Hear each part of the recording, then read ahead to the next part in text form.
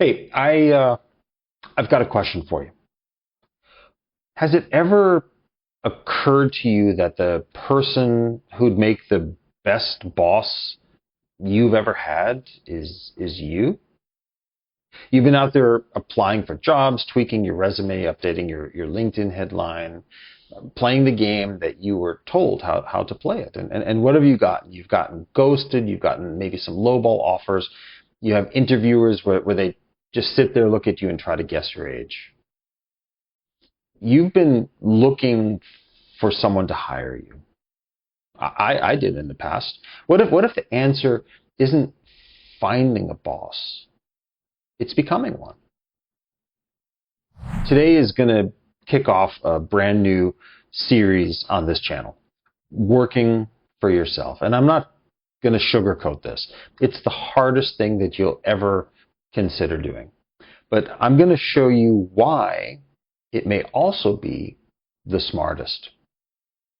And before we dive in, if you're watching this and you haven't been to the new headquarters for all things Ageism Survival Guide, please have a visit at ageismsurvivalguide.com. That's the new website. That's where all of the resources live, where the community can connect, and where you'll find tools that support every single thing that we talk about on this channel. You can become a member for free. You can become a paid member. You can have resources available at each level of membership. That's ageismsurvivalguide.com. Go check it out.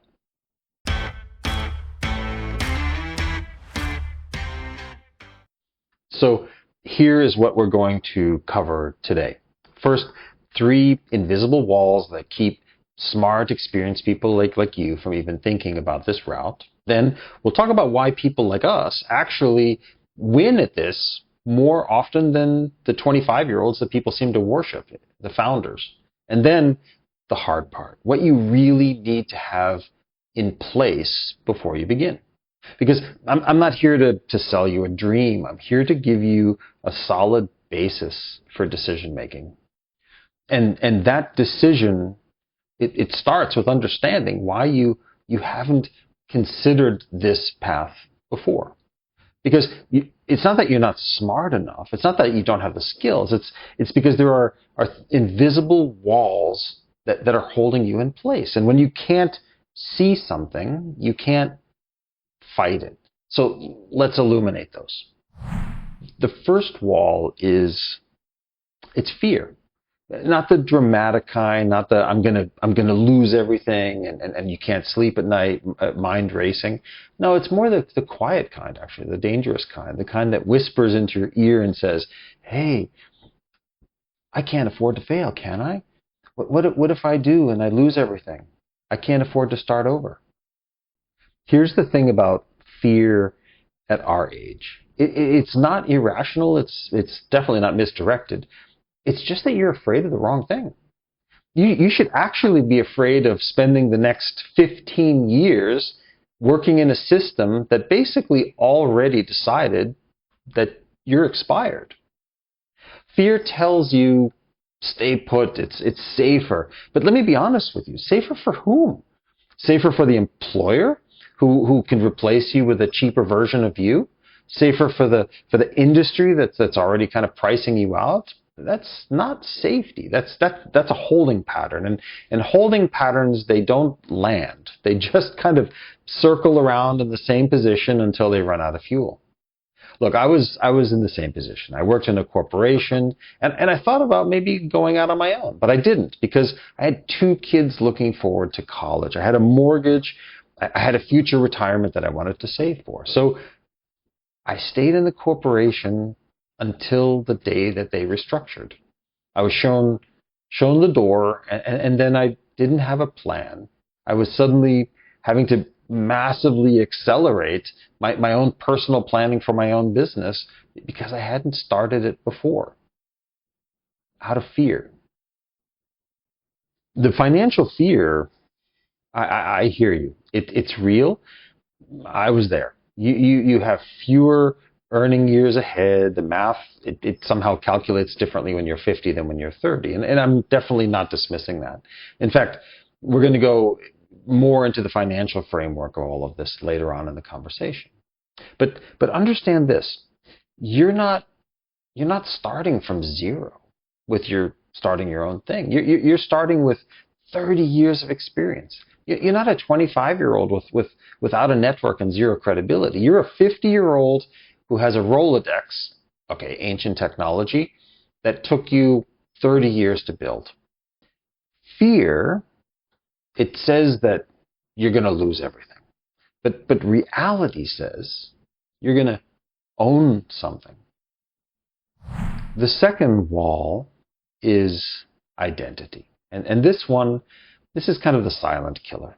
Because after 25 years or more, your professional identity, it isn't just what you do, it's kind of who you are. Director of operations, VP of sales, project manager, senior accountant. That title, it's not just on your business card. You allowed it, probably like I did, to get into your bones. And the leap from that to consultant, to entrepreneur, solopreneur, to I'm figuring it out, it doesn't feel like a liberation at first. It actually feels a bit like a demotion. Like stepping down, perhaps, instead of stepping out. But I want you to hear this. You're not abandoning your identity. You're actually taking it with you. The skills, the judgment, the relationships, those don't disappear when you leave a company's regular paycheck. They actually become your product. And here's what the data shows. Older entrepreneurs don't just start random businesses.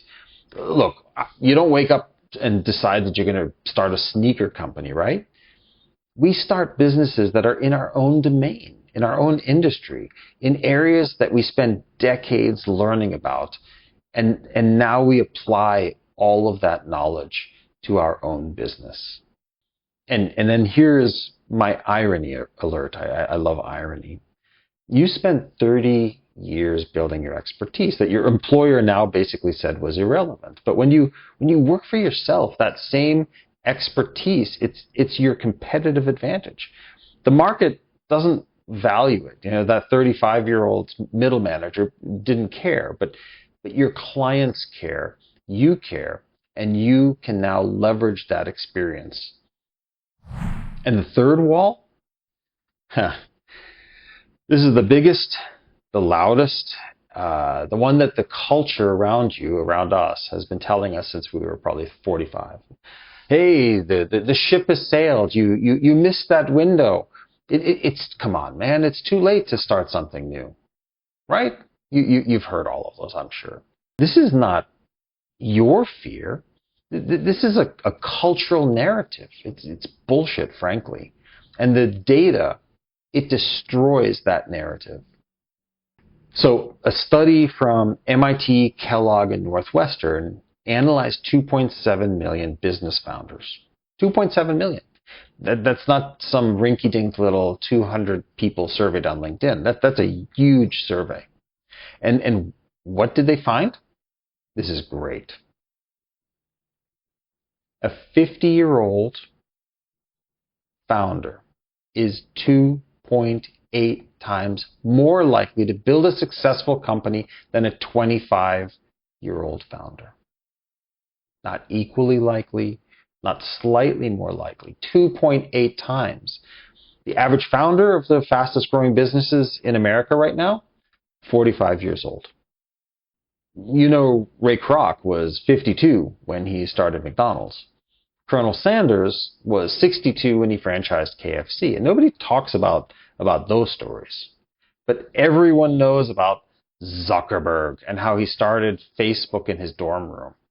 Nobody talks about Ray Kroc selling milkshake machines at 52 before changing over and founding the whole McDonald's empire.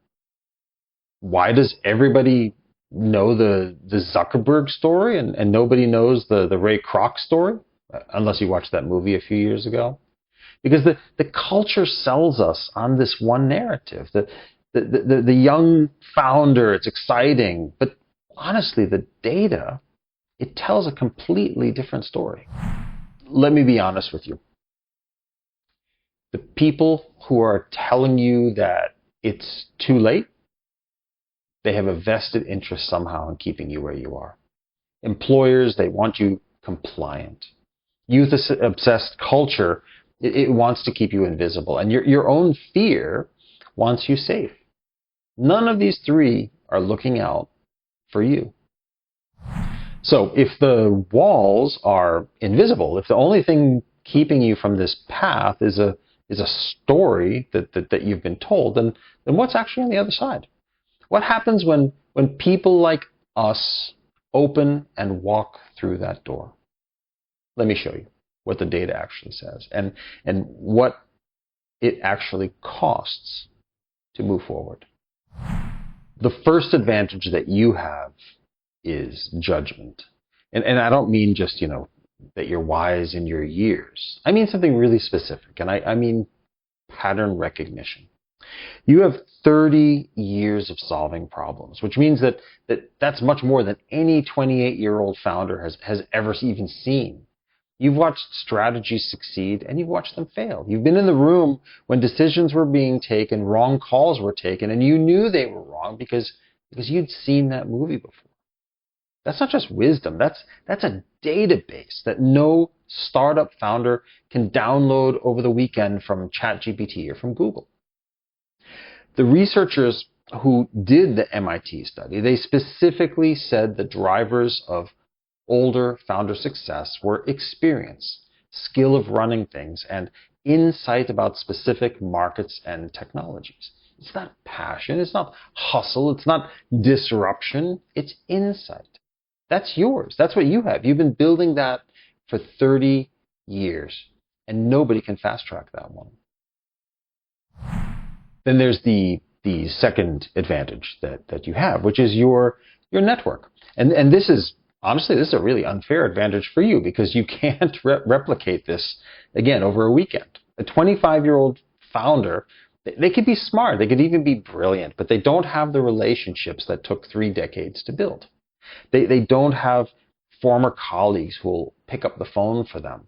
They don't have vendors that trusted them after many contract cycles over the years.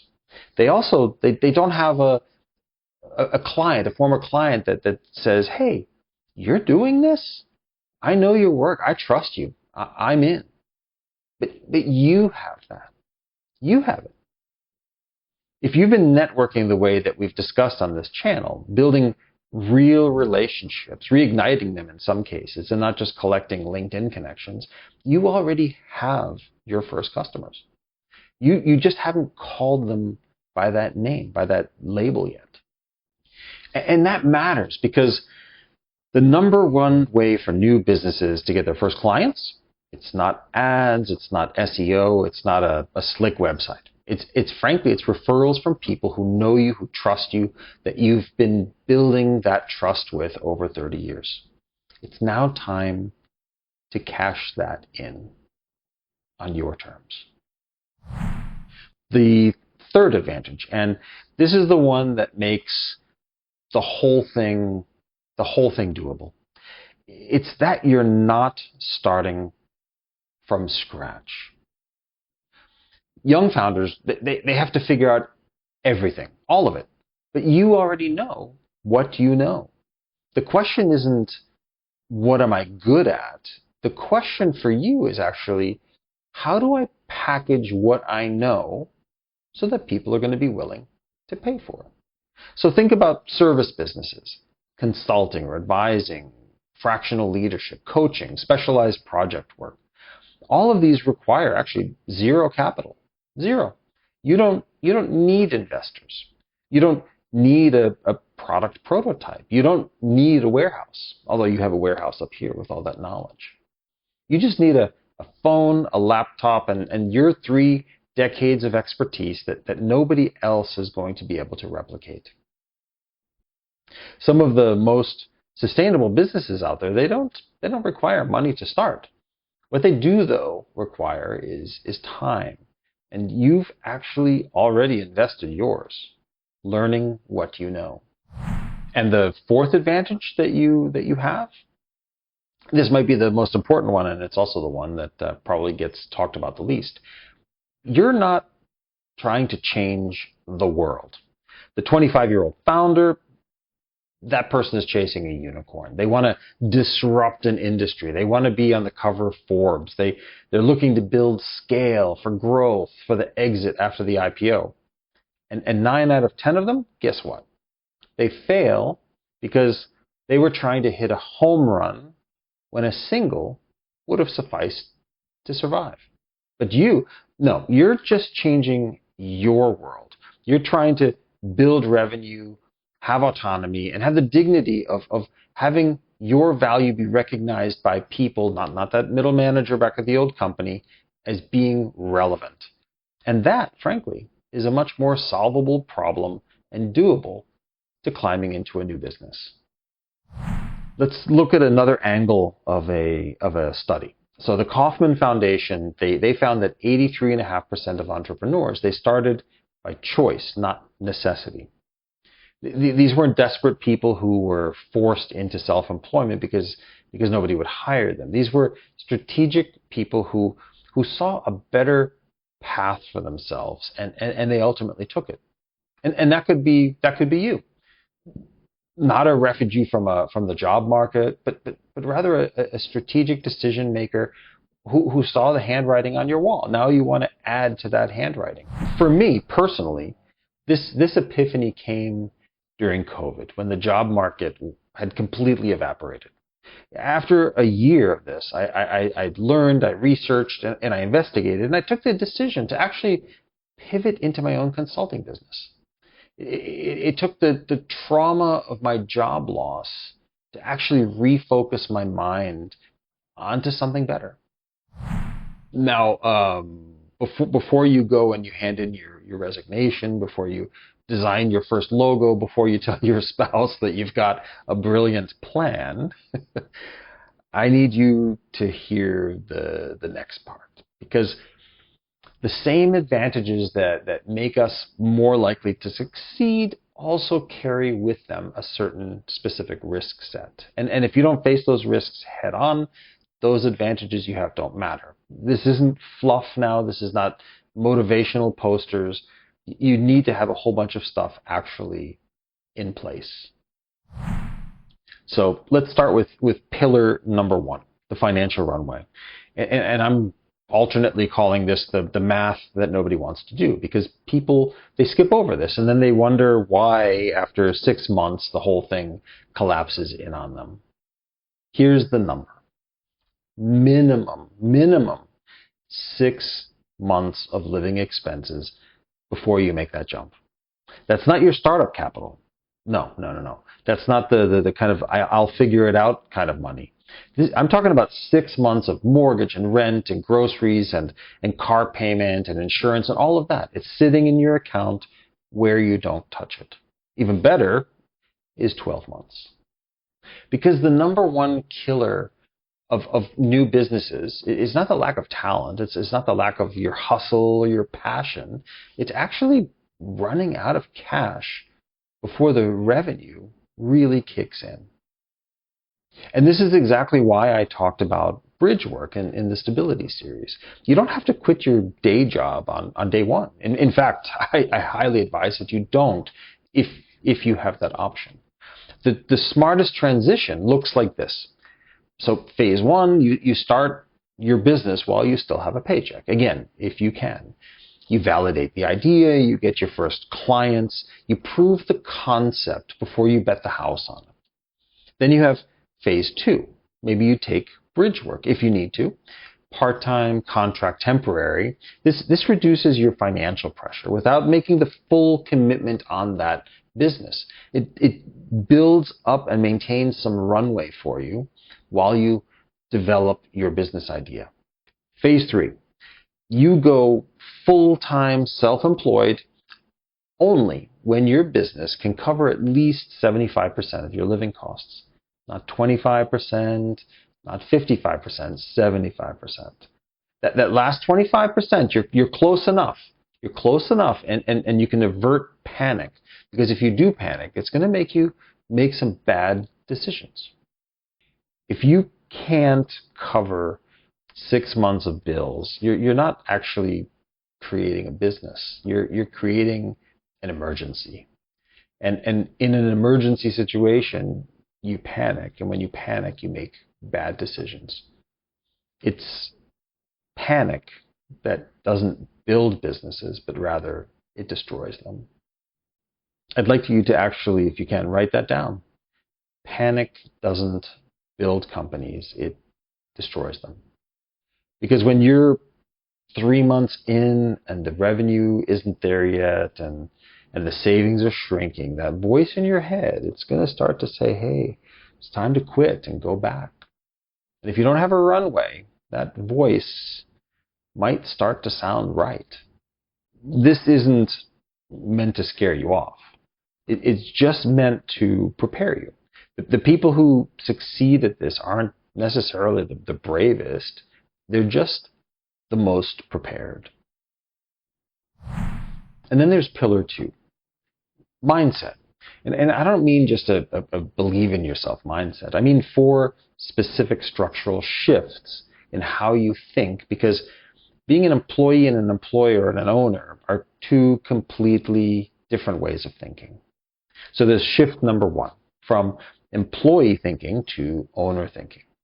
Look, employees, they wait to be told by the owner, by the boss, what to do. But owners, they know what needs doing. There's nobody that gives them a performance review. Nobody's going to be telling them or you if you're doing it right. Nobody's going to set your schedule for you or approve your vacation days based on what you prioritize.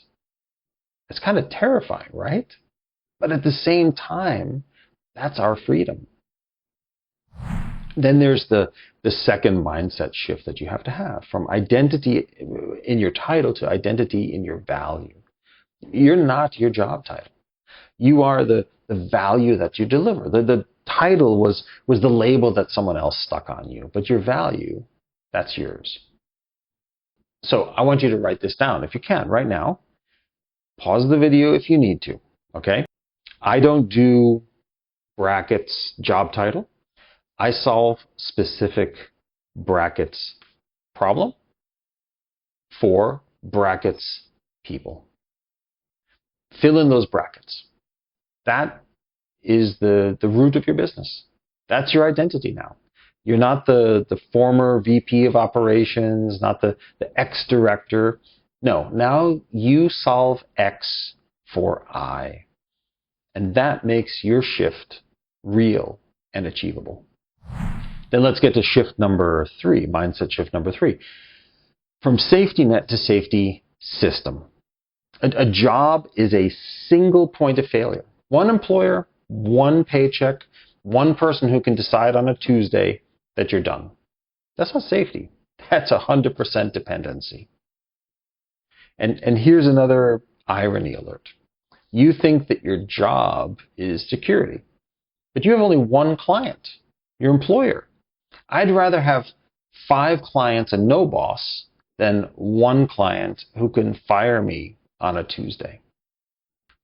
Look, a well-built business has multiple revenue streams, multiple clients, multiple paths, so that when one client leaves, the whole business doesn't collapse. That's what I would call a safety system. And it's more resilient than any single employer in my work history ever was. And the 4th mindset shift, the one that brings us full circle on this channel, it's from I'm too old to I'm exactly right. Not because I'm giving you a pep talk here, but because the data actually says it. A 50-year-old founder is 2.8 times more likely to succeed than a 25-year-old. That's not just some motivational pep talk. I'm talking probability. That's 2.7 million founders analyzed across the entire U.S. economy. You're not too old. You're exactly the right age where the data says the peak is going to be. And that means that the question isn't, am I too old? The real question is, am I too scared to go after what I want? And then let's talk about the last pillar. I don't want you leaving this conversation in some feeling of ambivalence. I want you to leave with something that you can actually do, before the week is over. So before next week starts, I want you to do one thing. And yes, I always do these homework assignments. Write down the 3 problems that you believe you can solve the best for other people. I'm not talking about your old job title or your old responsibilities, the problems, the things that people came to you for, the things that when someone was stuck, they called you because they knew you could dig them out of their problem. Those 3 problems that you write down, those are probably the seeds of your business. That's where your revenue is going to live. It's not in a degree, it's not in a title, it's in the problems that you can solve for other people that they cannot solve. So write them down, sit with them, marinate in them, because next week in episode 2 of this series, we're going to start to take these different problems and we're going to start turning them into something that people are willing to pay for. So let me pull this one together for today. There are 3 invisible walls: fear, and it's pointing at the wrong thing. There's identity, what we think we've lost but we need to leverage. And then there's the too late myth. And then we covered the 2.7 million founders who said exactly the opposite. You have 4 advantages: judgment that took 30 years to build, networks that no startup founder can replicate, and knowledge that's already your product. And you also have realistic goals that make your success probable, not mythical. And then there are the 3 pillars that you need to have in place. You need your financial runway, 6 months minimum, 12 months better. You have 4 mindset shifts to go through, from employee to owner, from the title to your value, from your safety net to your safety system, and from too old to exactly right. And then you have the concrete step of writing down the 3 problems you can solve. This isn't the easy path. It's your path. And I'm not going to pretend it's simple. Working for yourself, it means carrying the weight of all that W-2 that spreads across an entire organization. You become the sales team, the operations team, the finance team, the HR department, all of it. I've been doing this for 6 years, and it has been, frankly, frustrating, exhausting, and exhilarating. But here's what I know from doing this. You've been carrying the weight for other people's companies for decades. You've solved their problems. You've hit their targets. You've managed their crises. And they thanked you with a severance package, with a retirement package, and maybe a wish you well card. Now you carry that weight for something that belongs to you. And every problem you solve, every client that you win, every dollar that you earn, it's yours. It's not theirs. It's time for you to rise. Next week, we will start to get into different types of businesses that you can start on your own. We'll examine different options, and then you can compare those 3 problems that you've noted down with the different types of businesses and how those businesses could be leveraged perhaps to solving the problems that you like to solve. If this episode really hit you, please like it, subscribe, and share it with someone who possibly really needs to hear it, because there are still a lot of people out there who are spending their time in front of job boards and haven't even considered a path like this. You might be the one who opens the door for someone else. And remember, ageismsurvivalguide.com. That's the website, the resources, the community, the tools, everything that I talk about on this channel, it's all there. Go check it out.